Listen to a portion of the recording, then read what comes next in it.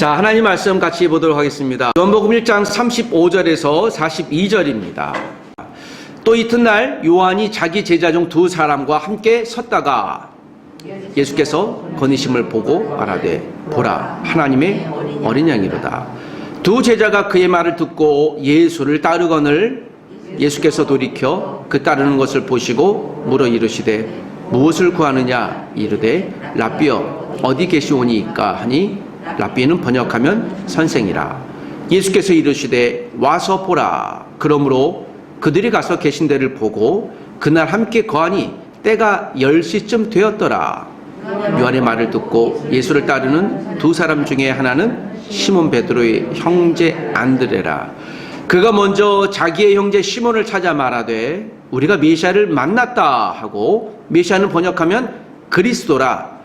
데리고 예수께로 오니 예수께서 보시고 이르시되 내가 요한의 아들 시몬이니 장차 게바라 하리라 하시니라. 게바는 번역하면 베드로라. 아멘.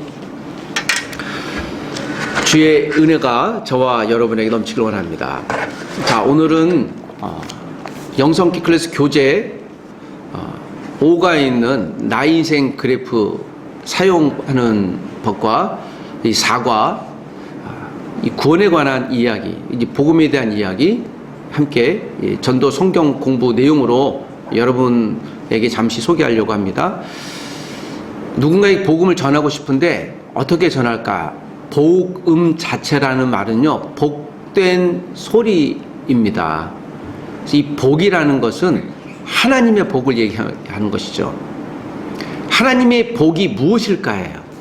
성경이 말하는 바가 그것을 사과에 요약해놨습니다. 그래서 제가 이것을 성경 공부 교재 이상으로 내가 누군가에게 전도하고 싶은데, 복음을 잘 전해주고 싶은데 할 때 이 교재를 사용하시고 사과 있는 내용을 그대로 읽어주시면 됩니다.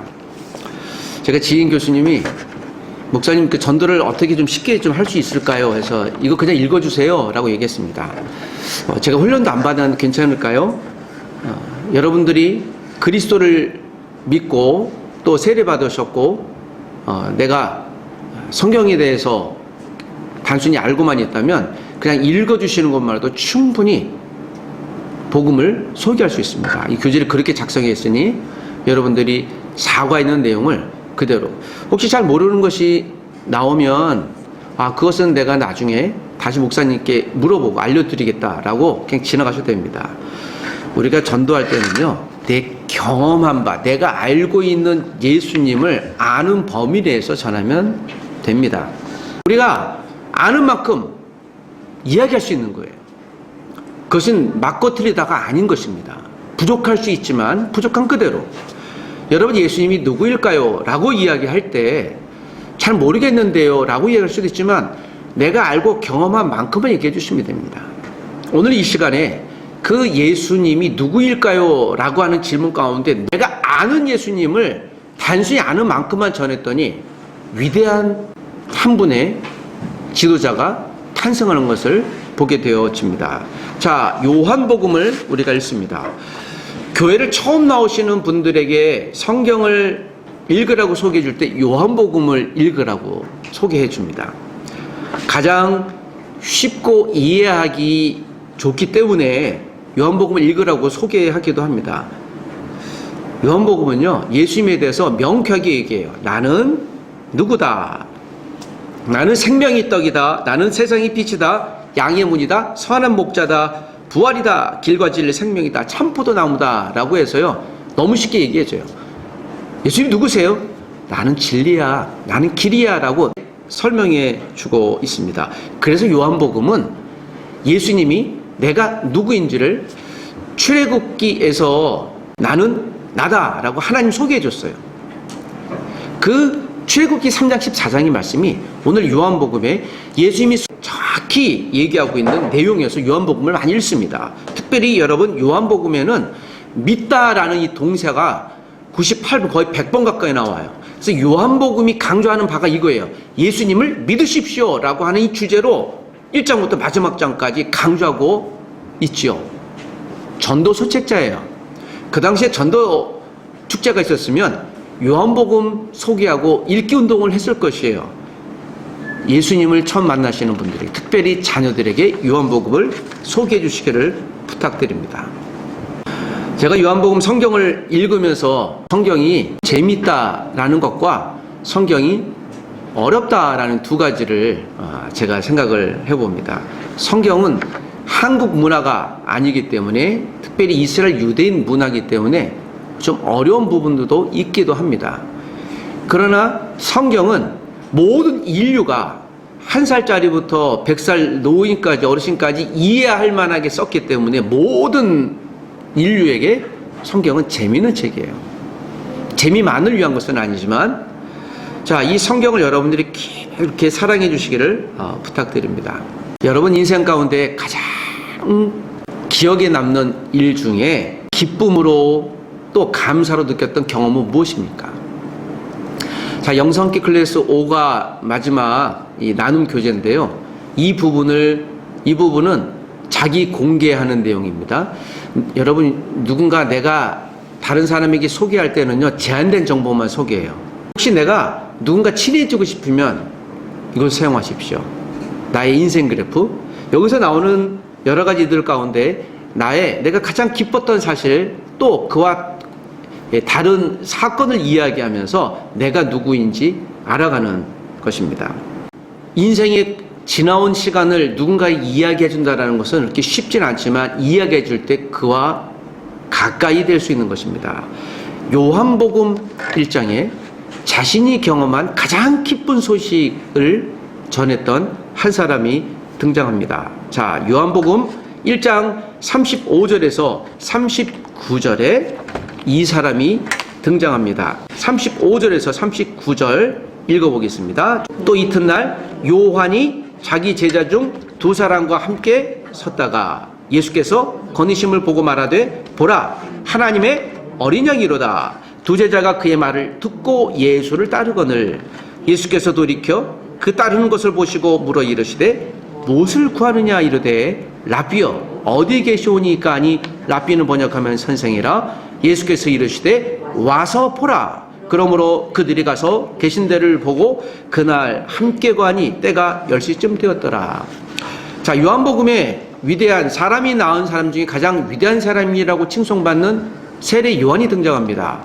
오늘 본문에 이 세례 요한은 그 당시에 바리새인 또는 로마에 저항하면서 예수 그리스도를 깊이 기다렸던, 연구에 의하면 에세네파라고 하는데요, 하나님을 깊이 묵상하면서 이 광야에서 신비스럽게 기도 생활하고 하나님을 기다렸던 사람으로 알려져 있습니다. 그래서 이 경건한 사람의 대명사라고 알려져 있죠.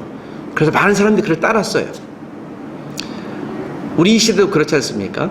누군가 알지 못하는 어떤 생각들, 그런 것들을 이야기하면 사람들이 그를 좋아하고 따르고 하는 추종자들이 많이 생기죠. 세례 요한이 그랬어요.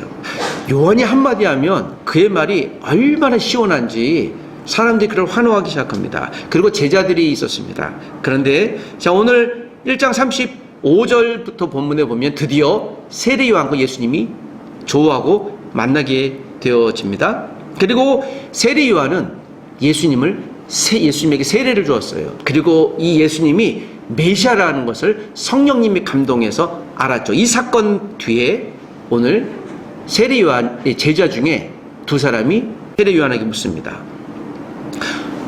저 예수가 정말 메시아인가요? 라고 질문을 해요. 자, 35, 6절 보니까 세례 요한이 그 예수님을 보고 저분은 하나님의 어린 양입니다. 어린 양이다 라고 얘기를 해요. 37절에 보니까 두 제자가 그의 말을 듣고 예수를 따르거늘. 세례 요한은 자기가 메시아가 아니라고 얘기를 해요. 여러분, 세례 요한은 당시에 사람들이 얼마나 인기를 얻었는지 사람들이 환호하고요, 그의 말을 귀 기울였어요. 그가 조금만 욕심을 부리면 한 국가도 세울 정도의 유명한 사람이었죠. 이 요한에게 우리가 발견할 수 있는 건, 그가 욕심이 사람인데 왜 없었겠어요. 그러나 자기의 욕심을 그는 제어할 줄 아는 사람이었습니다. 우리가 소위 비전이란 이름으로 욕심을 숨기기도 합니다. 이게 우리의 모든 사람들의 연약함이에요. 처음에는 순수하기 시작합니다. 그런데 내게 욕심이 생기면요, 의욕이 생기면요, 조금 더 넘어서 이게 내가 욕심인데 내가 비전이란 이름으로 왜곡하고 숨기기도 합니다. 이게 참 고약한 거예요. 여러분, 그래서 사람이 처음에는 그렇지 않았지만 시간이 지날수록 우리가 변하게 되는 것을 많이 보죠. 그런데 요한은 그러지 않았어요. 요한의 두 제자, 신실한 제자예요. 그랬더니 요한이 예수 그리스도를 보고 저분은 어린 양이다, 메시아라고 얘기를 해요. 내가 아니다 라고 얘기하고 38절에 예수님께서 그들에게, 두 제자에게 묻습니다. 너희들이 무엇을 구하느냐라고 물어요. 그리고 39절에 예수께서 그 두 제자에게 이렇게 얘기하죠. 야, 와보라. 자, 이것이 예수님이 두 제자에게 했던 말이에요. 저는 이 말씀이 우리가 누군가에게 예수님을 소개할 때 유능한 전도 방법이라고 믿습니다. 많은 분들이 이것을 와보라 전도법이라고 해요. 그래서 전도 방법이 아니라 그냥 삶이에요. 예수님이 두 제자가 예수님께 물었어요. 선생님 누구세요? 당신이 정말 메시아가 맞습니까? 그럴 때 예수님이, 자, 내가 클래스 1, 나는 누군가 하면 말이야 하지 않고요, 그냥 영어로 come and see, 그러니까 와서 봐, 내가 누구인지 와서 들어보십시오 라고 얘기를 해요. 우선 중요한 한 가지입니다. 예수님이 스스로 자신감이 있었어요. 여러분, 제가 자신감이 있었다고 그랬습니다. 자신감. 내가 무언가 할 수 있는 신념이에요. 할 수 있다고. 근데 여러분, 할 수도 없는데 할 수 있다고 생각하면 이게 자만심이죠. 자신감은 실제 할 수 있는 능력이에요. 이게 없는데 저 할 수 있다고 얘기하면 이 사람은 거짓말하는 사람이죠. 예수님이 와보라고 했어요. 자신감이 있었던 거예요. 왜냐하면 그분은 실제로 메시아 구원자이기 때문이에요. 예수님이 스스로를 그렇게 소개했다면 우리도 누군가에게 예수님을 전할 때 예수님이 누구야 라고 했을 때 여러분, 우리는 어떻게 소개할 수 있어야 되고 소개할까요? 감사하게도 세례요한은 자신이 스스로 높여지기를 거부했다고 그랬습니다. 그는 의지를 통해서 자기가 아니라고 했어요. 그가 음식 먹을 때 메뚜기만 먹었습니다. 또 그는 석청을 먹었어요. 석청이 지금으로 얘기를 하면 자연 꿀인데요. 그래서 어느 이 음식학자가 그 얘기를 하더라고요. 세례요한이 건강할 수밖에 없는 게 그 자연 꿀, 그 맛있고 영양분이 있는 단백질 듬뿍한, 그리고 메뚜기를 먹었잖아요. 그렇지, 요새 소위 웰빙 식품이라고 그러죠. 뭐 그런 이야기를 하기도 합니다. 그러나 여러분, 그가 겸손의 표현이에요. 그 자연의 그 거친 음식을 먹었다고 하는 것은 나는 단지 메시아를 준비하는 사람일 뿐이다라고 하는 겸손의 표현이죠.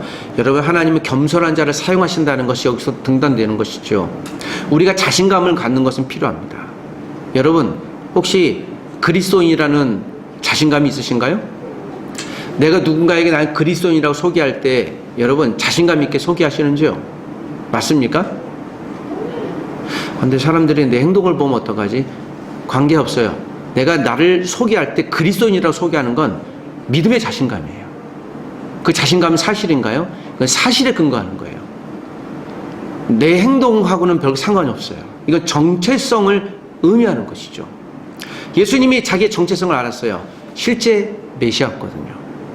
여러분, 누군가에게 예수님을 소개할 때 예수님은 우리의 온 인류의 구원자, the Savior, 구원자, 메시아라는 사실을 단순하게 얘기해 주시길 부탁드립니다. 믿고 안 믿건 그 사람의 선택 몫이에요.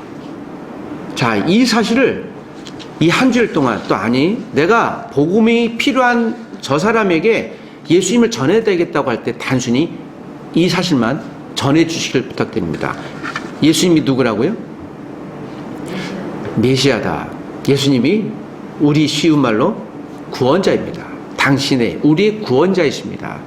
이 한 가지 사실로 모든 복음이 다 담겨져 있어요. 그 복음이 무엇입니까? 라고 물었을 때 우리가 사용할 수 있는 것은 무엇이라고요? 그래서 제가 이 교재를 만들었잖아요. 예. 제가 의도성을 갖고 만든 겁니다.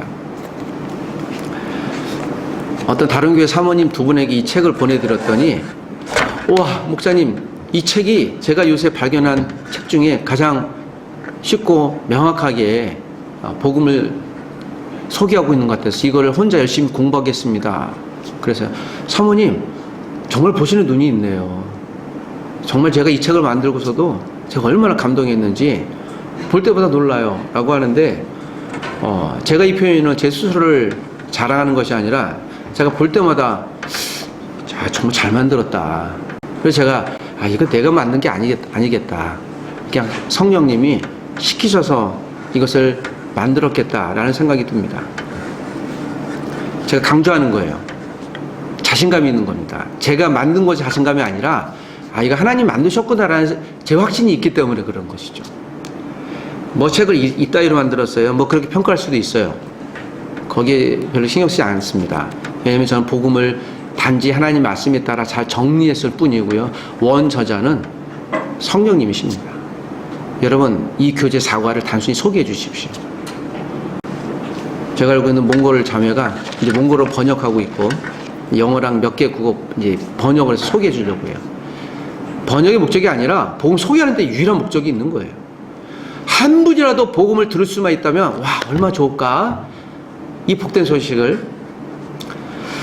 자, 두 번째, 우리가 가족을 예배당에 초청할 때 쓰는 두 번째 방법. 자, 40절에서 42절입니다. 한 번 더 읽어보겠습니다. 시작. 요한의 말을 듣고 예수를 따르는 두 사람 중에 하나는 시몬 베드로의 형제 안드레라. 그가 먼저 자기 형제 시몬을 찾아 말하되 우리가 메시아를 만났다 하고, 메시아는 번역하면 그리스도라. 데리고 예수께로 오니 예수께서 보시고 이르시되 내가 요한의 아들 시몬이니 장차 게바라 하리라 하시니라. 게바는 번역하면 베드로라. 성경에서 또 우리 기독교 역사상 가장 위대한 한 사람이라고 일컫는 베드로가 등장합니다. 본문에 베드로가 첫 번째 등장이에요. 우리가 베드로는 예수님의 수제자라고 알려져 있죠. 그런데 그 베드로를 예수님께 전도한 사람은 누구였을까요? 오늘 본문에 등장합니다. 요한의 제자였던 안드레가 자기의 친형 누구에게? 베드로입니다. 베드로에게 형. 그래서 41절에 먼저 자기 형제 시몬을 찾아 말하되 내가 메시아를 만났어. 우리가 그렇게 찾고 있던 팔굽 구원자 메시아를 만났어 라고 얘기를 하고 소개합니다. 그리고 42절 어떻게 했습니까? 요한복음은요 다른 설명하지 않아요. 형 만났어 하고 손을 잡고요 우리 예배당 가자 하고 온 거예요. 확신에 찬 거예요 안드레가. 그래서 이것을 이제 많은 분들은 안드레 전도법이라고 합니다. 일단 가자라고 얘기를 해요. 가서 보자라고 얘기를 합니다. 오늘 이렇게 설교의 제목을 가족을 예배당에 초대할 때라고 그랬습니다. 여러분, 교회에 오는 것은 전도가 아니에요. 교회 데리고 오는 건 초대입니다. 전도는 복음을 전하는 거예요. 그들이 같이 예배당에 와서 예배하면 너무 좋겠지만 그렇지 않을 수도 있어요. 예수님은 성경은 전도하라고 했지 전도에 강점을 두었지 예배당에 초대하라고 얘기한 적은 없어요. 무슨 얘기인가 하면 예배당에 초대하는 자체가 전도가 아니에요. 이걸 등식화시키면 안 됩니다. 다만 예배당에 왔을 때 그가 복음 들을 수 있죠. 이 이야기는 우리가 누군가 교회에 와서 이곳에 앉는 것만은 목적이 아니라 전도는 복음을 전하는 거예요.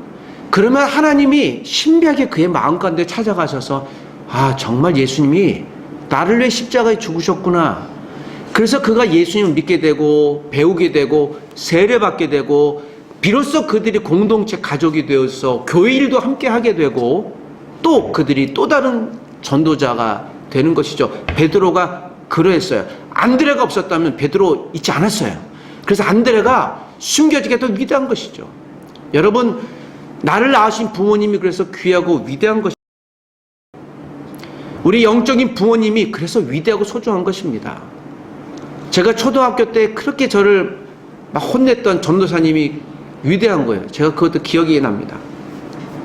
얼마나 개구장이었던지 맨날 그 전사님이 저를 혼내고 막 엉덩이도 때리고 그랬던 기억이 있어요.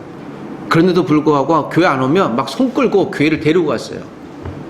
또 가면 또 혼나고 그래서 제 기억엔 그랬어요. 그런데 그분이 어떤 걸 가르쳤는지 제가 희미하지만 그분의 애정이 있었구나. 그 한 가지 사실만 제 기억이 납니다. 굉장히 무서운 번호로 기억나지만. 그러나 여러분, 다시 한 번 더 우리도 누군가에게 복음을 소개하려고 할 때 여러분, 이것보다 위대한 일이 어디 있겠습니까? 사람은 전부 성장 욕구가 있어요. 95세 난 어르신이 아마 굉장히 쉽지 않은 상황인데 제가 앞에서 간격을 보았거든요. 그 의사 선생님은 그냥 잘 정리하시고 이제 삶을 준비하라고 하시는 뉘앙스로 말씀하시는데, 이분이 그런 얘기를 해요. 선생님, 저 살고 싶어요. 저 더 살아야 되거든요 하는 그 얘기를 하니까 의사 선생님이 다른 말씀 못 하시더라고요. 사람은 살고 싶은 욕구가 있는 거예요. 누구든지 다 그렇습니다. 사람은 성장하고 싶은 욕구가 있어요. 열매를 거두고 싶은 욕구가 있어요. 이건 다 다양합니다. 이건 정당하고 맞아요. 그래서 우리의 기도 제목이 많은 것이 성장 욕구가 있어요. 그러니까 열매 거두고 싶은 거예요. 기도하면 무엇을 받고 싶어요? 응답받고 싶은 거예요. 내가 어떤 것을 뿌리면 거두고 싶은 거예요. 이건 모든 사람이 다 그렇습니다. 저도 전도하는 사람이 교회 왔으면 좋겠는데 안 오면 마음 가운데 이분 왜 안 오지? 그건 고민이 있는 거예요. 그렇다고 여러분 모든 것을 다 거둘 수가 없죠. 그런데 여기서 우리가 기억할, 우리는 본능적으로 그래요. 그래서 이 성장 욕구와 또 성취 욕구만 있을 때 이게 나중에 욕망이 되어버리면 이게 죄로 둔갑해버립니다. 죄로 둔갑하는 순간 모든 것이 결과에만 초점이 가 있어요. 저는 거기에 대한 동의하지 않습니다. 우리가 할 수 있는 최고의 것은 그런 애탐이에요. 성장 욕구 다 있어요. 갖고 싶은 욕구 다 있습니다. 그러나 이 욕구가 하나님 앞에 욕으로 기도가 되어져서 내가 최선을 다했지만, 그러나 주여, 내가 이런 욕구가 있지만 하나님 열매를 거둬주십시오. 이것이 겸손이에요.